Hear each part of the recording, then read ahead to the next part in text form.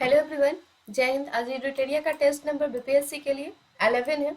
ठीक है, इसमें 100 क्वेश्चन है, एनसीईआरटी बेस्ड क्वेश्चन है ये। तो आइए स्टार्ट करते हैं, जिसमें 80 क्वेश्चन पॉलिटी के हैं और 20 क्वेश्चन करेंट अफेयर के हैं।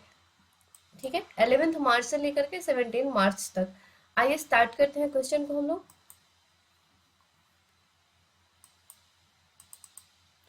क्वेश्चन है, पहला क्वेश्चन, भारत में वर्तमान सर्वोच्च न्यायालय का पूर्व पूर्ववर्ती संस्था क्या कहलाता है? तो भारत के वर्तमान सर्वोच्च न्यायालय का पूर्ववर्ती संस्था जो है यह फेडरल कोर्ट ऑफ इंडिया कहलाता है। ऑप्शन होगा इसका बी। इसकी स्थापना कब हुई थी? तो 26 जनवरी 1950 को की गई थी। भारत में वर्तमान में उच्च न्यायालयों की कुल संख्या कितनी है? अभी तक 25 है। ठीक है, ऑप्शन होगा इसका बी। जनहित याचिका PIL के संबंध में निम्नलिखित कथनों पर हमें विचार करना है। इसमें क्या बताना है? सत्य कथन बताना है। 1980 के दशक में सर्वोच्च न्यायालय ने इस व्यवस्था को विकसित किया। बिल्कुल सही है। फिर है, जनहित याचिका सर्वोच्च न्यायालय, उच्च न्यायालय और जिला न्यायालय में दायर की जा सकती है। तो ये कथन गलत है। फिर है, जनहित याचिका के द्वारा न्यायालय ने कानून प्रक्रिया को बेहद सरल बना दिया है। तो ये बिल्कुल सही कथन है। तो इसमें सत्य हो जाएंगे 1 और 3। ऑप्शन होगा इसका सी राइट आंसर। आगे 4 नंबर क्वेश्चन देख लेते हैं। निम्नलिखित में से किस वाद में सुप्रीम कोर्ट ने यह फैसला दिया कि आजीविका का अधिकार जीवन के अधिकार एक मौलिक अधिकार का हिस्सा है? तो यह दिया गया था उल्गा टेलिस बनाम बम्बई नगर निगम केस में। ठीक है, तो आगे बढ़ते हैं। भारत के उच्चतम न्यायालय में न्यायाधीशों के स्वीकृत पदों की कुल संख्या वर्तमान में कितनी है? तो वर्तमान में 34 है। ऑप्शन होगा इसका डी। दीवानी कानून के संबंध में निम्नलिखित कथनों पर विचार करना है। दीवानी कानूनों का संबंध व्यक्ति विशेष के अधिकारों के उल्लंघन या अवहेलना से होती है। ठीक है, तो बिल्कुल सही है।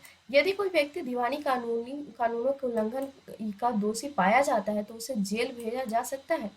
तो ये कथन जो है ना ये गलत है। तो इसमें पूछ रहा है हमसे सत्य कथन। सत्य हो जाएगा इसका सिर्फ 1 नंबर। ऑप्शन होगा इसका ए राइट आंसर।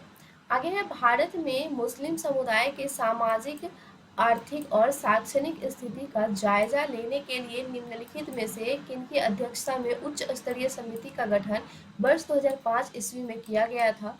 तो यह किया गया था किनकी उपस्थिति में? न्यायमूर्ति राजेंद्र सच्चर के समय में किया गया था। ऑप्शन हो जाएगा इसका बी। आगे क्वेश्चन देखते हैं। क्वेश्चन 8 नंबर है,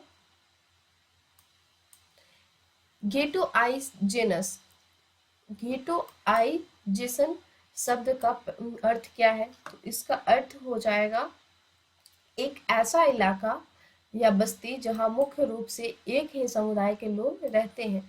तो इसका होगा ऑप्शन सी राइट आंसर। भारतीय संविधान के कुछ अनुच्छेदों में यह बात कही गई है कि भारत की किसी भी नागरिक के साथ धर्म, नस्ल, जाति, लिंग या जन्म स्थान के आधार पर भेदभाव नहीं किया जाएगा।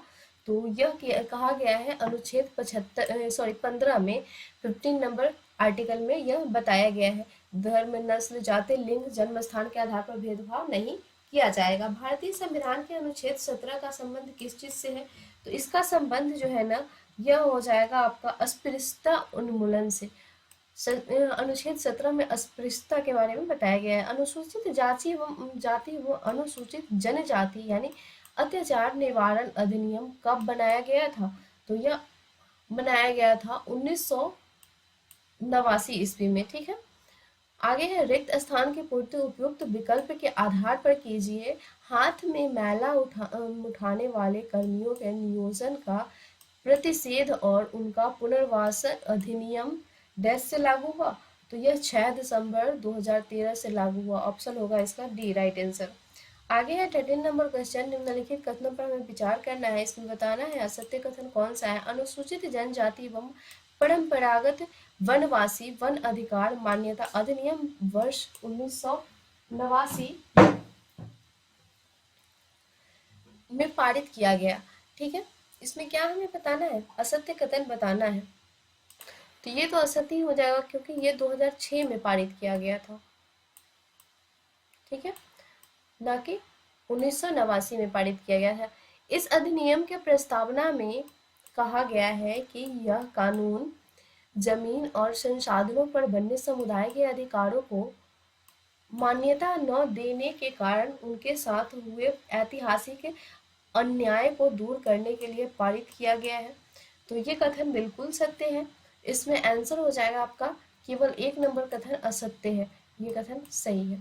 आगे है 14 नंबर क्वेश्चन। सुलभ इंटरनेशनल पिछले लगभग 5 दशक से निम्न जाति निम्न आय वर्ग के लोगों के सामने मौजूद स्वच्छता के अभाव की समस्या से निपटने की कोशिश कर रहा है। सुलभ इंटरनेशनल कैसा संगठन है? तो यह एक गैर सरकारी संगठन है। ऑप्शन हो जाएगा इसका बी। आगे है क्वेश्चन। निम्नलिखित कथनों पर विचार करना है। पोर्तो एलेग्रो ब्राजील का एक शहर है जहां बहुत सारे लोग गरीब हैं। ठीक है, तो बिल्कुल सही है। उसके बाद है दुनिया के दूसरे ज्यादातर शहरों के मुकाबले यहाँ शिशु मृत्यु दर बहुत कम है, यह भी सही है। तो इसमें पूछ रहा है कि उपरोक्त में से कौन से कथन सही है? तो सही तो दोनों ही कथन है। ऑप्शन हो जाएगा इसका सी राइट आंसर। 6 दिसंबर 1984 ईस्वी में भोपाल गैस त्रासदी किस गैस के रिसाव के कारण घटित हुई थी? तो यह जो है ना, यह घटित हुई थी मिथाइल आइसोसाइनेट के कारण। ऑप्शन होगा इसका बी। इसी के रिसाव के कारण जो है ना, यहाँ पर भोपाल गैस त्रासदी हुआ था। कब हुआ था? तो 2 दिसंबर 1984 ईस्वी को हुआ था। उसके बाद है लातीन अमेरिकी देश मैक्सिको में राष्ट्रपति पद का चुनाव कितने वर्ष के अंतराल पर कराए जाते हैं? तो यहाँ पर 6 वर्ष पे कराए जाते हैं। हमारे यहाँ 5 वर्ष पे होता है, यहाँ पे 6 वर्ष पे कराए जाते हैं। जानू पीएक पार्टी किस देश का एक प्रमुख राजनीतिक दल है? तो यह जिम्बाब्वे का एक राजनीतिक दल है। ऑप्शन होगा इसका बी। नेक्स्ट है रिक्त स्थान की पूर्ति उपयुक्त विकल्प के आधार पर कीजिए। डैश ने अपने यहाँ नागरिकता के नियम कुछ इस तरह से बनाए हैं कि डैश ने किन्होंने बनाए होंगे? एस्टोनिया ने, हाँ एस्टोनिया ने बनाया है ऐसा, जहां पर रूसी अल्पसंख्यक समाज के लोगों को मतदान का अधिकार हासिल करने में मुश्किल होती है। एस्टोनिया ने ऐसा जो है ना नियम बनाया है। सऊदी अरब में औरतों को वोट देने का अधिकार कब प्राप्त हुआ? तो यह जो है ना 2015 में प्राप्त हुआ। ऑप्शन हो जाएगा इसका डी राइट आंसर। कथन ए और कथन आर है, विचार करना है हमें और उपयुक्त विकल्प के आधार पर उत्तर देना है। लोकतंत्र नागरिकों का सम्मान बढ़ाता है और कथन आर है लोकतंत्र राजनीतिक समानता के सिद्धांत पर आधारित है जहां सबसे गरीब और अनपढ़ को भी वही दर्जा प्राप्त है जो अमीर और पढ़ने लिखे लोगों को है। ठीक है, तो इसमें हमें बताना है कथन। तो ये जो है दोनों बिल्कुल सही है। कथन ए और कथन आर दोनों सही और सही व्याख्या भी कर रहा है।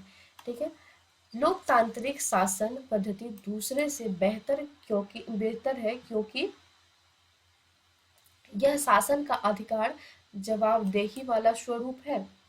बिल्कुल। उसके बाद है यह बेहतर निर्णय लेने की संभावना बढ़ाता है, यह भी होगा। यह मतभेदों और टकरावों को संभालने का तरीका उपलब्ध कराता है, ये भी होगा। तो इसमें आंसर हो जाएगा उपरोक्त सभी। लोकतांत्रिक शासन पद्धति के दूसरों से बेहतर इसलिए है, इनमें ये 3 कारण बताए गए हैं। ठीक है, आप एक बार और इसे पढ़ लेंगे। आगे देखते हैं। क्वेश्चन है 23 नंबर। कथन और कारण है चीन में 1958 से 61 के दौरान पड़ा अकाल विश्व इतिहास का अब तक ज्ञात सबसे भयावह अकाल था। इसमें करीब 3 करोड़ लोग भूख से मरे थे। ठीक है, और कारण क्या कह रहा है? कारण है अर्थशास्त्रियों का मानना है कि अगर चीन में बहुदलीय चुनावी व्यवस्था होती तो इतने सारे लोग भूख से नहीं मर सकते थे।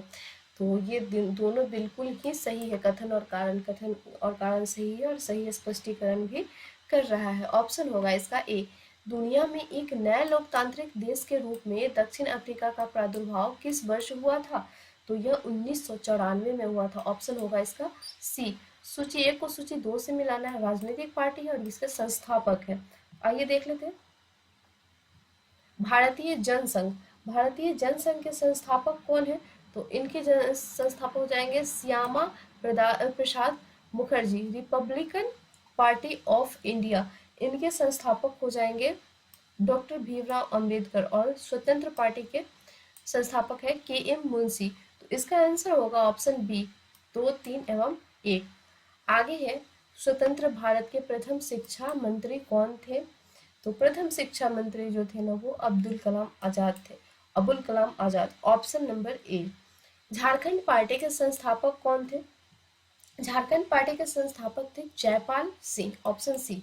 जयपाल सिंह झारखंड पार्टी के संस्थापक थे। स्वतंत्र भारत के पहले रक्षा मंत्री कौन थे? तो बलदेव सिंह थे, ऑप्शन होगा बी। बलदेव सिंह स्वतंत्र भारत के पहले रक्षा मंत्री थे। स्वाधीन भारत के पहले वित्त मंत्री कौन थे? टीटी कृष्णमाचारी थे, ऑप्शन होगा डी। टीटी कृष्णमाचारी जो है स्वाधीन भारत के पहले वित्त मंत्री थे।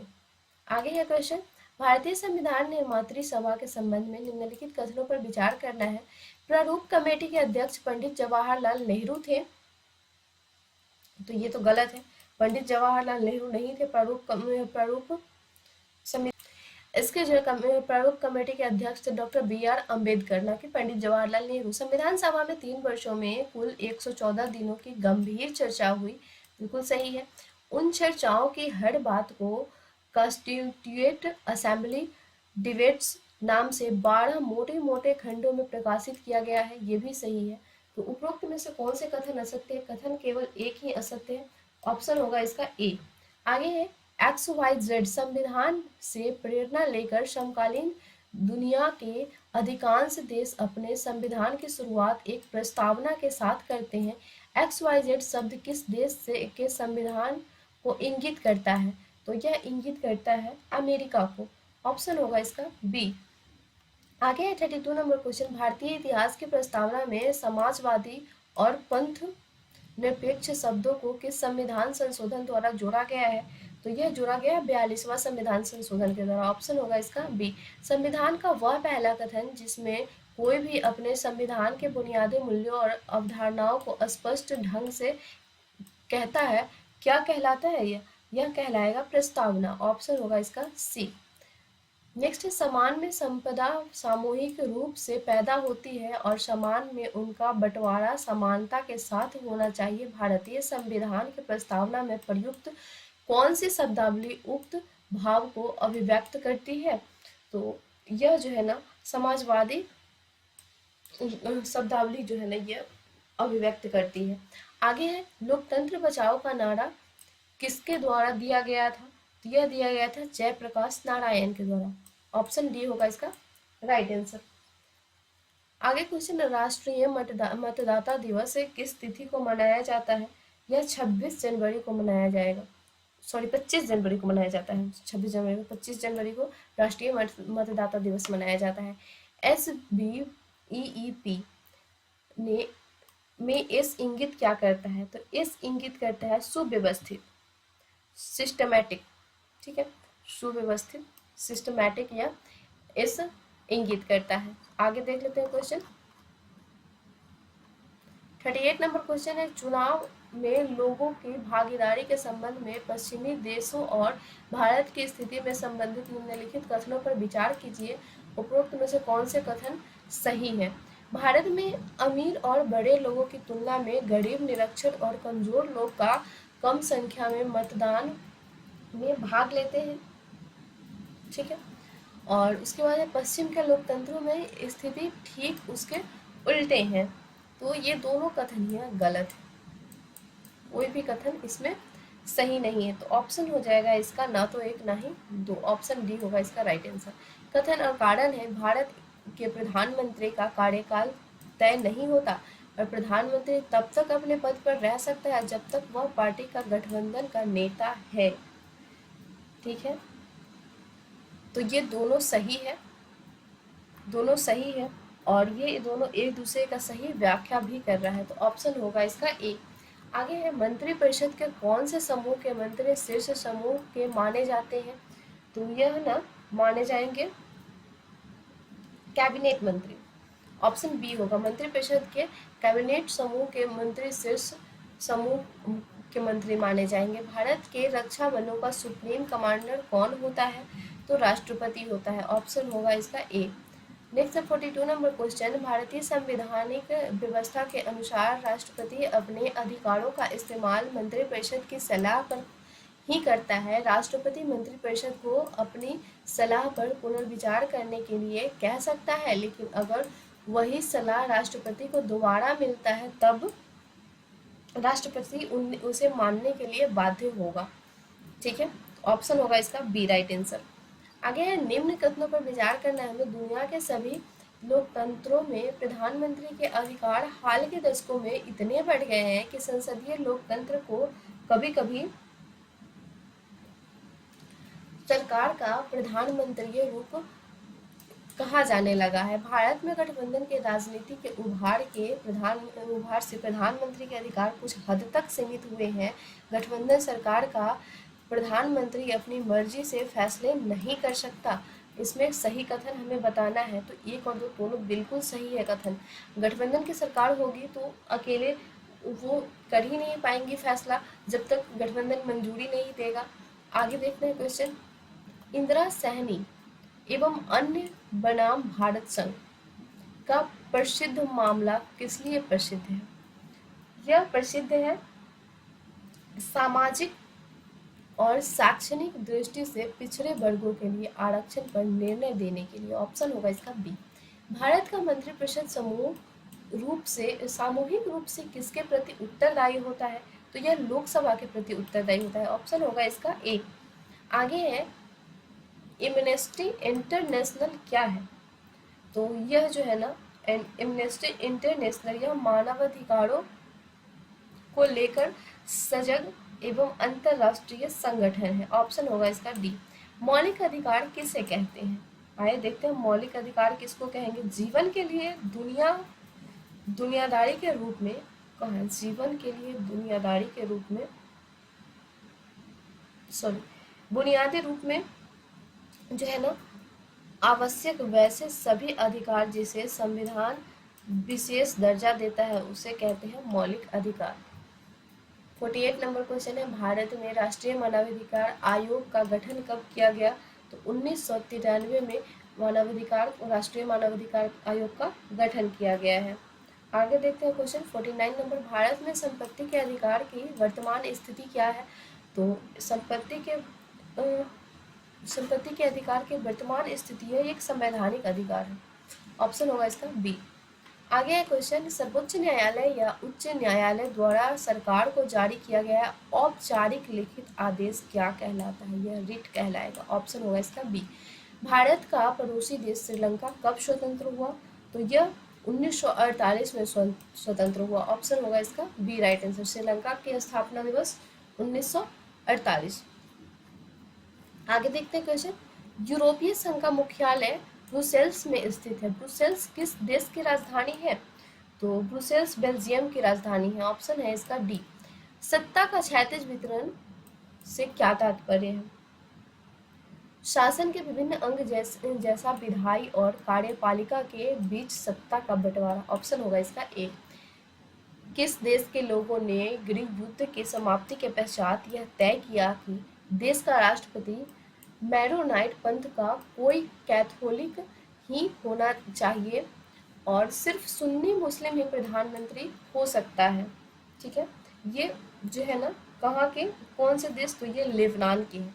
ऑप्शन होगा इसका सी। लेबनान में यह किया गया है। गृह युद्ध हो गया है और उसके पश्चात ये निर्णय कर लिए हैं उन्होंने। फिर श्रीलंका में सिहली समुदाय और तमिलों के बीच का गृह युद्ध का अंत कब हुआ? तो यह 2009 में हुआ था। ऑप्शन होगा इसका डी। निम्नलिखित में से कौन सा देश संघात्मक शासन प्रणाली के मॉडल का उदाहरण नहीं है? तो यह जो है ना मॉडल का उदाहरण किनका नहीं है? श्रीलंका का। ऑप्शन होगा बी। रिक्त स्थान की पूर्ति विकल्प में दिए गए उपयुक्त शब्द के आधार पर कीजिए। दुनिया के 193 देशों में केवल डैश देशों में संघीय शासन व्यवस्था है, लेकिन इन देशों में दुनिया की 40% जनसंख्या रहती है। तो 25 देशों में होगा। ठीक है, ऑप्शन इसका हो जाएगा डी। केवल 25 देशों में ही संघीय शासन व्यवस्था है और लेकिन इन देशों में दुनिया की 40% जनसंख्या रहती है। आगे है 85 नंबर क्वेश्चन। निम्नलिखित कथनों पर विचार करना है। सही कथन हमें बताना है। इसमें संघीय शासन व्यवस्थाएं आमतौर पर दो तरीके से गठित होती है। पहला तरीका है दो या अधिक स्वतंत्र राष्ट्रों को साथ लाकर एक बड़ी इकाई गठित करना है। फिर संघीय शासन व्यवस्था के गठन का दूसरा तरीका क्या है? बड़े देश द्वारा अपनी आंतरिक विविधता को ध्यान में रखते हुए राज्यों का गठन करना और फिर राज्य एवं राष्ट्रीय सरकार के बीच सत्ता का बंटवारा कर देना। दोनों ही कथन सही है। इसमें आंसर हो जाएगा सी, 1 और 2 दोनों। आगे है निम्नलिखित में से कौन सा विषय भारतीय संविधान के अनुसार संघ सूची में शामिल नहीं है? तो संघ सूची में शामिल पुलिस नहीं है, ठीक है। प्रतिरक्षा, विदेशी मामले, बैंकिंग, ये सभी है संघ सूची में शामिल, लेकिन ये जो है समवर्ती सूची में। संवैधानिक समवर्ती सूची में नहीं होंगे, राज्य सूची में होंगे पुलिस। संवैधानिक प्रावधानों और कानूनों के क्रियान्वयन की देखरेख में किसकी भूमिका सबसे महत्वपूर्ण मानी जा सकती है? तो सबसे महत्वपूर्ण जो है ना न्यायपालिका की भूमिका मानी जाती है। निम्नलिखित में से कौन सी भाषा भारत के अनुसूचित भाषा यानी संविधान के 8वें अनुसूची में शामिल के दायरे में शामिल नहीं है? तो यह जो है ना भोजपुरी शामिल नहीं है। ऑप्शन होगा इसका डी। जब केंद्र और राज्य सरकार ने शक्तियां लेकर स्थानीय सरकारों को दी जाती तो इस प्रक्रिया को क्या कहा जाता है? यह प्रक्रिया जो है ना कहलाती है सत्ता का विकेंद्रीकरण। ऑप्शन होगा बी, सत्ता का विकेंद्रीकरण कहलाता है। भारत में राष्ट्रभाषा का दर्जा संविधान के अनुसार किस भाषा को दिया गया है? तो यह जो है ना हिंदी, संस्कृत, अंग्रेजी किसी को भी नहीं दिया गया है। भारत में राष्ट्रभाषा का दर्जा संविधान के अनुसार किसी भाषा को नहीं दिया गया है, ठीक है। उपरोक्त में से कोई नहीं, इसका आंसर हो जाएगा हिंदी, अंग्रेजी, संस्कृत किसी को नहीं है। भारत की अनुसूचित भाषाओं में हिंदी के पश्चात सर्वाधिक बोली जाने वाली भाषा कौन सी है? तो सर्वाधिक बोले जाने वाली भाषा जो है ना बांग्ला है। ऑप्शन होगा इसका सी। आगे 65 नंबर क्वेश्चन, निम्नलिखित कथनों पर विचार करना है। लैंगिक असमानता का आधार स्त्री और पुरुष की जैविक बनावट है और लैंगिक असमानता का आधार स्त्री और पुरुष के बारे में प्रचलित रूढ़ छवियां और तयशुदा सामाजिक भूमिकाएं हैं। उपरोक्त में से कौन से कथन सत्य हैं, इसमें हमें बताना है। और जो है इसमें सही केवल 2 ही है। लैंगिक असमानता का अधिकार स्त्री और पुरुष के बारे में प्रचलित रूढ़ छवियां हैं और तयशुदा सामाजिक भूमिकाएं हैं। ऑप्शन होगा इसका B right answer. 65 number question. 67 number question है कथन आर और कथन ए, कारण आर और कथन ए। गांधी जी कहा करते थे कि धर्म को कभी भी राजनीतिक से अलग नहीं किया जा सकता और धर्म से गांधी जी का मतलब हिंदू धर्म से था। तो ये तो गलत है। 1 नंबर तो बिल्कुल सही है, राजनीतिक से धर्म को अलग नहीं किया जा सकता है, लेकिन हिंदू धर्म से तो नहीं था, गांधी जी का यह कहना तो नहीं था।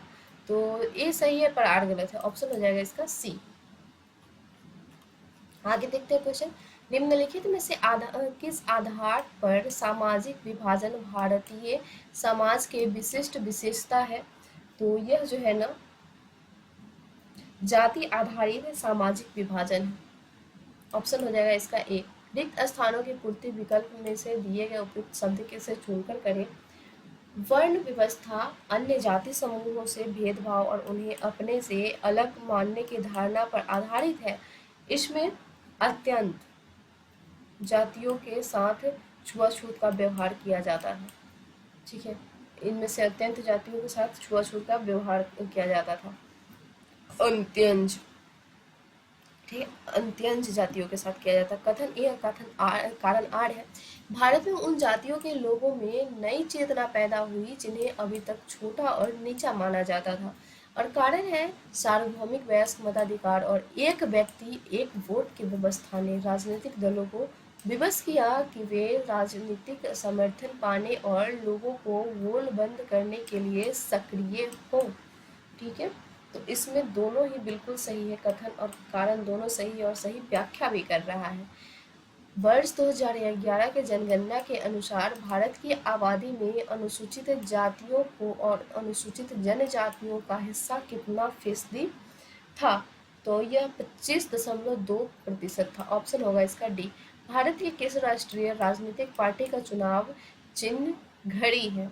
तो नेशनलिस्ट कांग्रेस पार्टी का चुनाव चिन्ह जो है ना ये घड़ी, नेशनलिस्ट कांग्रेस पार्टी का चुनाव चिन्ह घड़ी है।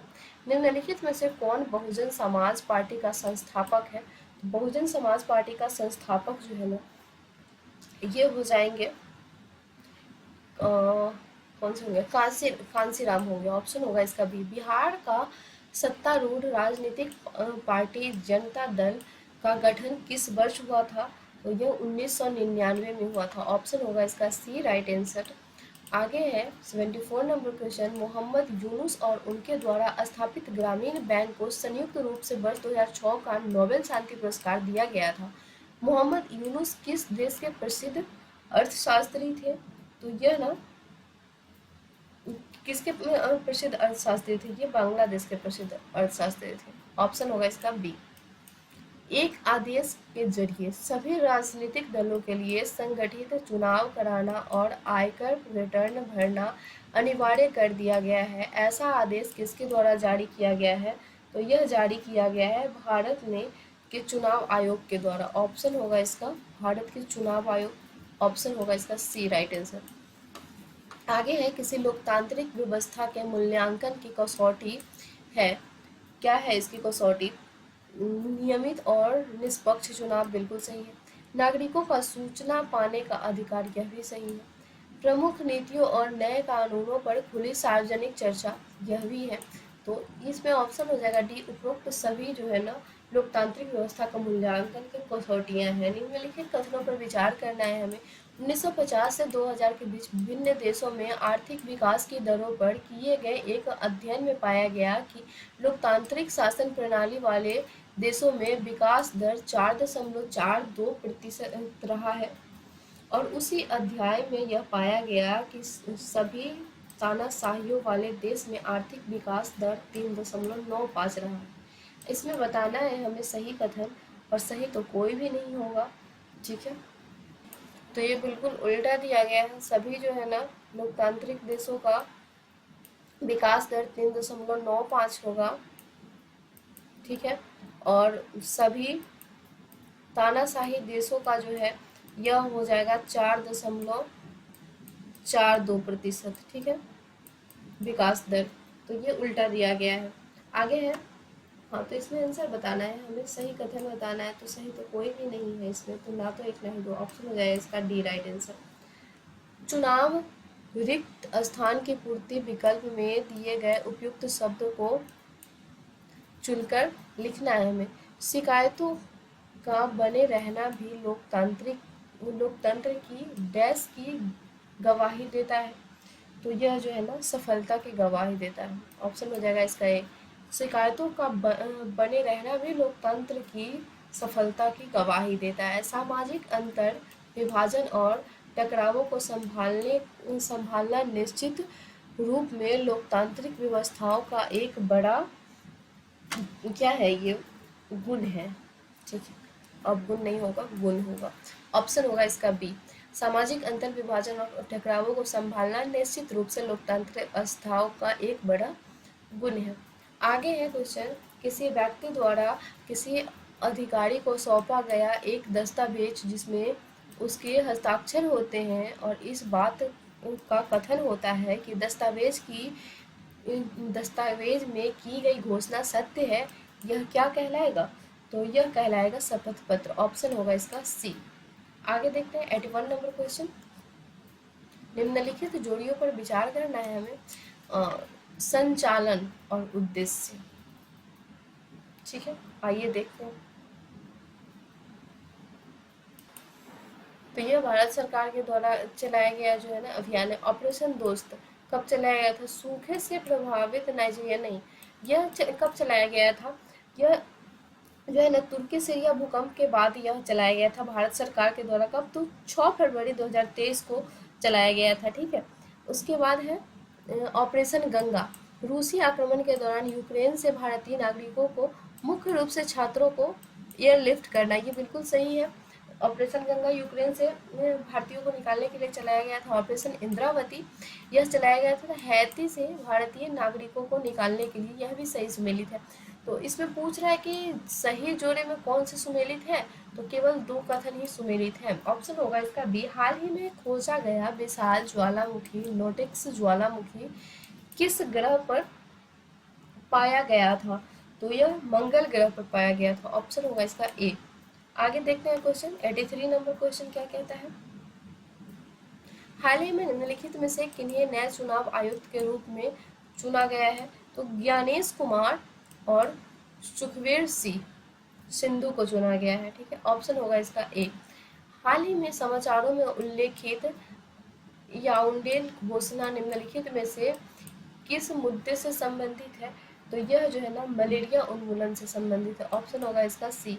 नदियों के लिए अंतर्राष्ट्रीय कार्यवाही दिवस 2024 का विषय क्या है, तो इसका विषय होगा सभी के लिए पानी। ऑप्शन होगा सी, सभी के लिए पानी। Next 86 number electronics mobility promotion scheme 2024 जो हाल ही में खबरों में रही है, किस मंत्रालय द्वारा शुरू की गई है, तो यह जो है ना भारी उद्योग मंत्रालय के द्वारा शुरू की गई। ऑप्शन होगा इसका बी।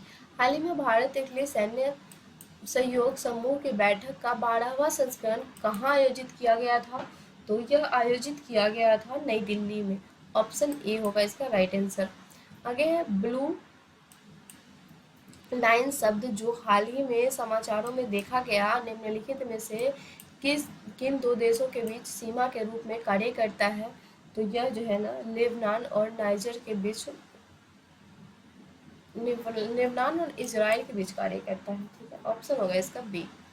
आगे देखते हैं क्वेश्चन 89 नंबर क्वेश्चन है। हाल ही में किस विश्वविद्यालय में राष्ट्रपति मुर्मू को डॉक्टरेट ऑफ सिविल लॉ के मानद उपाधि से सम्मानित किया गया है, तो यह मॉरिशस का एक विश्वविद्यालय है जिसमें द्रौपदी मुर्मू यानी हमारे राष्ट्रपति को doctorate of the civil law के उपाधि से सम्मानित किया गया है। हाल ही में जारी council on energy environment and water report के अनुसार निम्नलिखित में से किस राज्य को जल प्रबंधन में शीर्ष पर रखा गया है, तो यह जो है ना सबसे शीर्ष पर हरियाणा कर्नाटक और पंजाब है। ऑप्शन होगा सी, हरियाणा कर्नाटक और पंजाब। हाल ही में किस राज्य या फिर केंद्र शासित प्रदेश ने अखिल महिला समुद्री निगरानी मिशन का आयोजन शुरू किया है, तो यह अंडमान और निकोबार के द्वारा किया गया है। हाल ही में खेलो इंडिया राइजिंग टैलेंट आइडेंटिफिकेशन यानी कीर्ति कार्यक्रम का उद्घाटन कहाँ किया गया, तो यह किया गया है चंडीगढ़ में। ऑप्शन होगा इसका सी। हाल ही में समाचारों में देखा गया मिशन दिव्यास्त्र निम्नलिखित में से किस मिसाइल प्रणाली से संबंधित है, तो यह अग्नि 5 मिसाइल से संबंधित है। ऑप्शन बी होगा इसका राइट आंसर। राष्ट्रीय टीकाकरण दिवस 2024 का विषय क्या है, इसका विषय है टीके सभी के लिए काम करते हैं। ठीक है, सभी के लिए काम करेंगे। हाँ, ऑप्शन होगा इसका सी राइट आंसर। आगे देखते हैं क्वेश्चन 95 नंबर क्वेश्चन है। हाल ही में समाचारों में देखा गया अभ्यास नमितीय किन दो देशों के बीच में आयोजित किया गया है, तो यह जो है ना भारत और सेशल्स के बीच में आयोजित किया गया। ऑप्शन होगा इसका डी। हाल ही में समाचारों में देखी गई फूड एंड माउथ डिजीज यानी FMD निम्नलिखित में से किससे संबंधित है, तो यह पशुओं का विषाणु रोग है, एक पशुओं से संबंधित है। महिला प्रीमियर लीग के दूसरे सीरीज का खिताब किस टीम ने जीता है, तो यह जीता है रॉयल चैलेंजर बैंगलोर ने। ऑप्शन होगा इसका ए। माजुली मास्क जिस हाल में ही GI टैग मिला है निम्नलिखित में से किस राज्य से संबंधित है, तो यह असम राज्य से संबंधित है। ठीक है, माजुली मास्क जिसे हाल ही में GI टैग प्राप्त हुआ है वो असम राज्य से संबंधित है। हाल ही में शोधकर्ताओं ने किस देश में 8 लाख और 8 पैरों वाली 8 आंखों और 8 पैरों वाले बिच्छू की एक नई प्रजाति की खोज की है, तो यह खोज किया गया है थाईलैंड में। ऑप्शन होगा ए। डबल क्षुद्रग्रह पुनर्निवेशन परीक्षण यानी DART मिशन के संदर्भ में निम्नलिखित कथनों पर विचार करें। यह नासा का एक अंतरिक्ष मिशन था जिसका उद्देश्य निकट पृथ्वी वस्तुओं के खिलाफ ग्रह रक्षा की एक विधि का परीक्षण करना था। ठीक है, यह मिशन एक गतिज प्रभावक अंतरिक्ष यान का उपयोग करके क्षुद्रग्रह निक्षेपण के तकनीक का प्रदर्शन करने वाला पहला मिशन था और मिशन की सफलता के मानदंड में क्षुद्रग्रह डिडीमोस के चंद्रमा डिमोरफोस की कक्षा में पूरी तरह से बदलाव शामिल था। उपयुक्त में से कितने कथन सही है ये हमें बताना है। तो कथन 1 और कथन 2 सही है। यह नासा का एक अंतरिक्ष मिशन था जिसका उद्देश्य निकट पृथ्वी वस्तुओं के खिलाफ ग्रह रक्षा की एक विधि का परीक्षण करना था और यह मिशन एक गतिज प्रभावक अंतरिक्ष यान का उपयोग करके क्षुद्रग्रह विक्षेपण की तकनीक का प्रदर्शन करने वाला पहला मिशन था। ठीक है, तो इसका आंसर होगा केवल 2 ऑप्शन होगा इसका B right answer. Okay, thank you so much. यहाँ पर हमारे 100 क्वेश्चन कंप्लीट होते हैं। अगर वीडियो अच्छी लग रही है तो please like subscribe and share करें। आगे हम लोग जो है ना बहुत सारे टेस्ट करेंगे जैसे कि प्राण IAS है, इनके क्वेश्चन करेंगे। फिर खान सर के यहाँ जो टेस्ट चल रहे हैं अभी 70th BPSC के लिए, इनके भी टेस्ट हम लोग करेंगे। उसके बाद जो है प्रीफेक्शन IAS के टेस्ट भी करेंगे। तो please like subscribe and share करें और ज़्यादा से ज़्यादा प्लीज़ ज़्यादा से ज़्यादा शेयर करें। Thank you so much.